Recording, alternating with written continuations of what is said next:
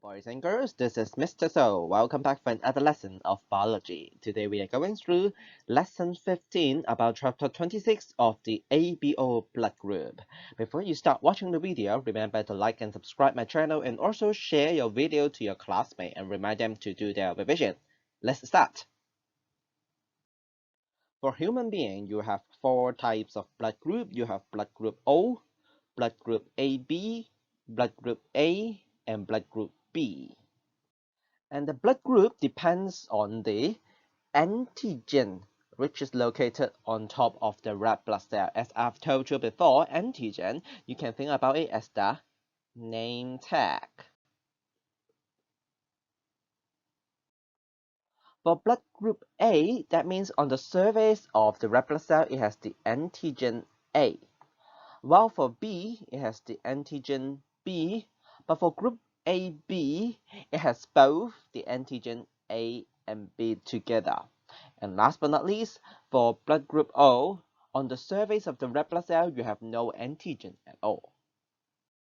For the production of antigen A and B, it is controlled by a single gene with three different alleles. So you have the three alleles in here. The first one, capital letter I with A, is a dominant allele for producing antigen A, while for capital letter I with a B is a dominant allele for producing antigen B. Last but not least, you have a small letter I is a recessive allele for no antigen production. Why do we need to learn about the allele of blood group? Because we can predict a person's possible blood group with genetic diagrams, such as in the case below, you have a father with a blood group O crossing with a mother with a blood group AB. What is the blood group of their baby? You can use the idea of alleles to predict it. Can you now tell me the genotype of blood group AB and blood group O? Give you 5 seconds to think.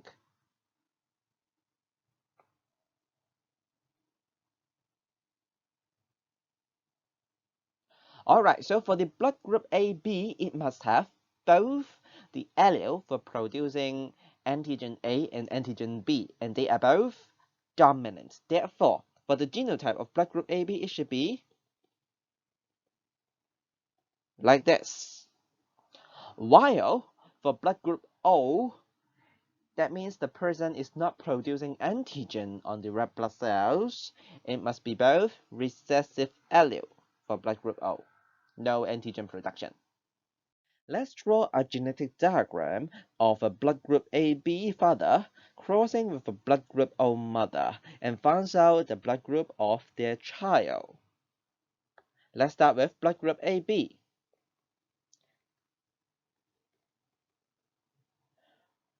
And then blood group O. After that, you have to draw me out the gamete. So it should be straightforward like this.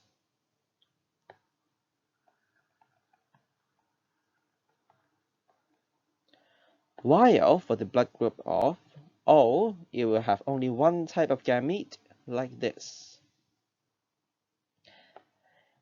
And then for the F1, after fertilization, it will have,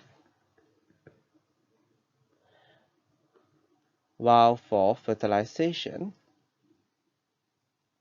of another type, at the very end, you will be able to get a blood group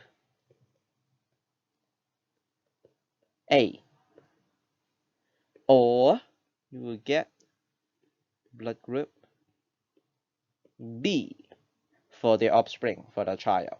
So this is the phenotype. Ratio is 1 to 1. Let's do an MCQ for the year 2013 about the ABO blood group. There is a man and a wife. They are both heterozygous for blood group A and blood group B respectively. What is the possibility of their son having blood group type AB? So first of all, try to use a genetic diagram to get this idea. For the man, type A. For the wife, type B. They are both heterozygotes. So therefore, for the parents, it must have blood group A, and then with a recessive allele. This is heterozygotes. For wife, also it has a recessive allele as a heterozygotes. And then for the gametes,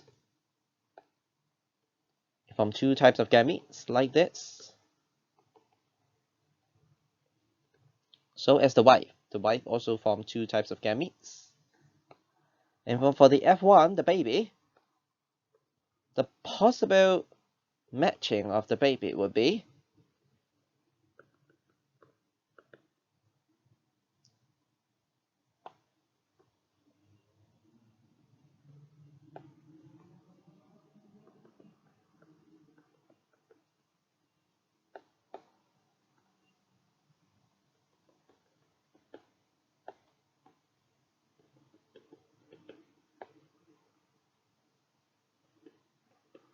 so you have overall 4 types of possible outcome of phenotype. So at the end, you can write me phenotype. This is AB, blood group AB. This is blood group A. This is blood group B. And then the last one is the blood group O. And the ratio is 1 to 1 to 1 to 1. So the probability of the son having a blood type AB would be 1/4. Let's take a look at another question from 2014. Which of the following combination of blood group of parents may produce offspring with blood group AB? Let's take a look at option 1. Option 1, blood group parent A crossing with blood group parent B. You can try to do the questions by drawing out a complicated genetic diagram, but you have another method, a simpler method, that is to draw out tables to find out the possible offspring. For blood group A, I can try to write like this. It has blood group A, allele of antigen A, and no antigen. While for parent blood group B, it can have blood group antigen B and no antigen like this. And what are the possible types of genotype of the offspring? You will have, based on the table, join them together. You can have blood group AB, and then join them together. You have blood group B, and then blood group A, or blood group O. So therefore, for option A, option 1, when the blood group A crossing with a blood group B, will the offspring have blood group AB? The answer is yes, it will have.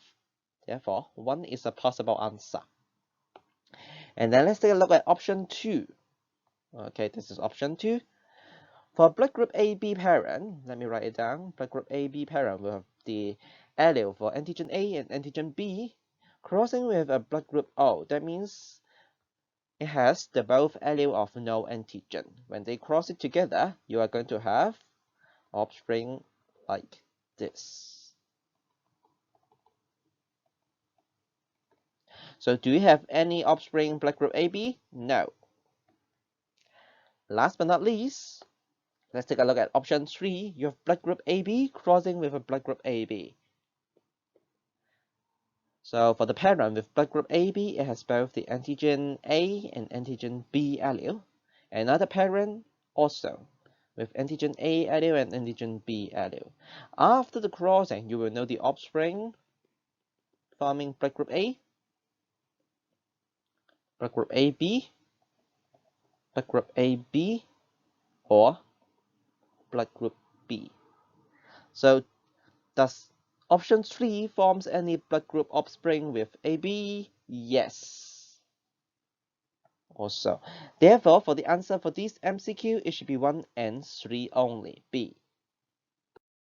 After knowing about the antigen on red blood cells, and using the genetic diagram to determine the possible blood group of the offspring, let's take a look at the antibody in the plasma of each of the blood group.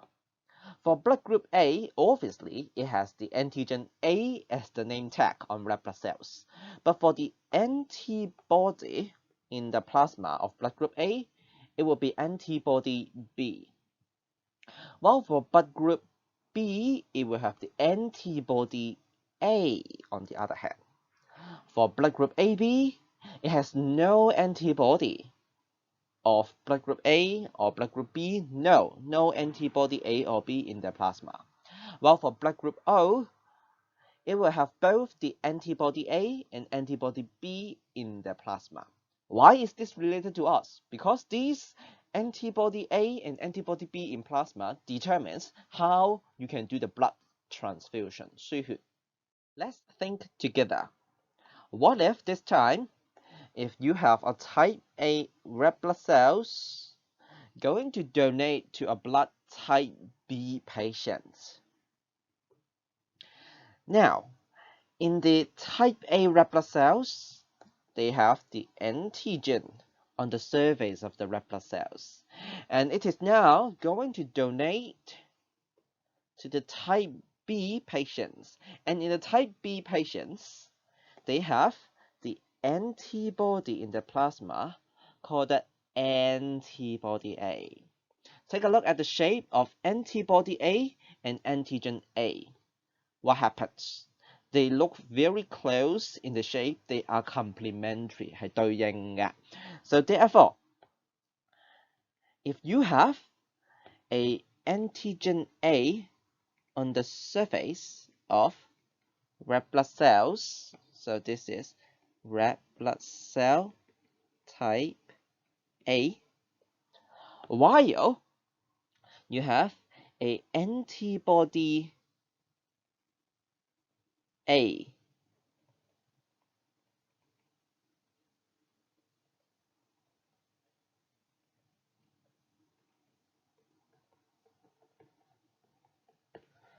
these might lead to the binding of antibody A to the antigen A, and this will lead to clumping.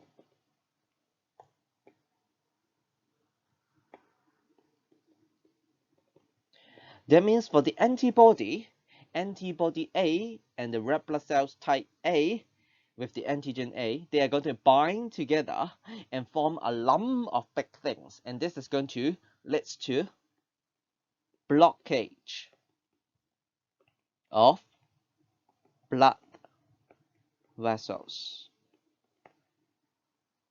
And this could be very dangerous because you block the blood vessels, you stop the blood flow.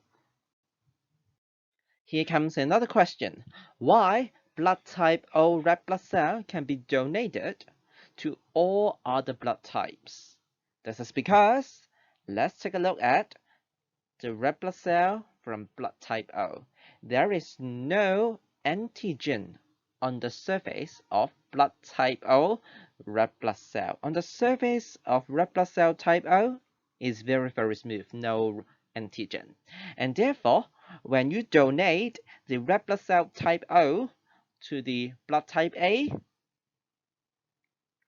and blood type B, for the antibody B in type A blood and for the antibody A in type B blood, there is no antigen for this antibody AB to bind to. No antigen for the antibody AB to bind to. So therefore, there will be no clumping together, 冇結塊. Therefore, the blood vessels will not be blocked. Therefore, the blood type O red blood cells can be donated to all types of blood types. Last question for this lesson. Why people with blood type O can only receive blood type O but not the other type of blood? This is because, let's take a look at the antigen A on type A blood. There is antigen A on type A blood red blood cells, and for the antigen B for the type B blood red blood cells. And there is both type A and type B antigens for the red blood cells of blood AB blood. Now, if we donate blood type A or blood type B or the blood AB red blood cells, all of them, if you donate them to blood type O, what might be the problem?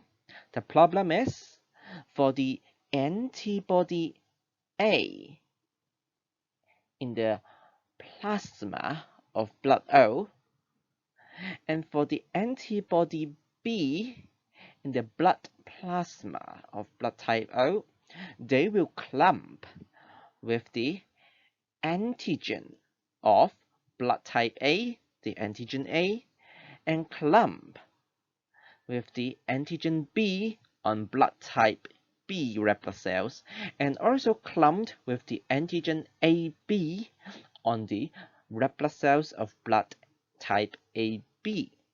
And if they clumped together, after they clumped, this is going to block the blood vessels. Therefore, the blood type O, they can only receive the blood from type O, but not from the blood type A, type B, or type AB. That's it about the lesson 15 of the ABO blood group. I hope you enjoyed the video. I will see you in the next lesson. Bye bye.